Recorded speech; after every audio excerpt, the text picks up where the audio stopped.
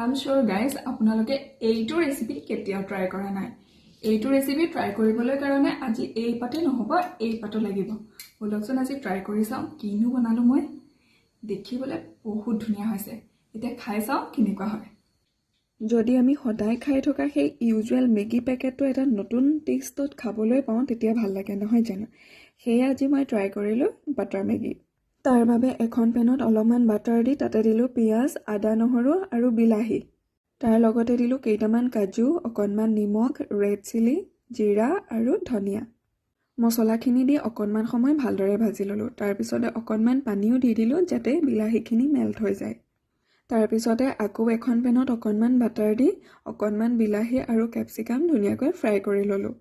ক্যাপসিকামখিনি fry হোৱাৰ পিছত আগতে ভাজি থোৱা বিলাহী আৰু পিয়াজখিনি এটা পেষ্ট বনাই ইয়াতে দি দিলো তাৰ পিছতে দিলো বইল কৰি থোৱা মেগিখিনি সেই পেষ্টটোৰ লগত ভালদৰে মিক্স কৰি ললো আৰু তাৰ পিছতে দিলো মেগিৰ টেষ্ট মেকাৰটো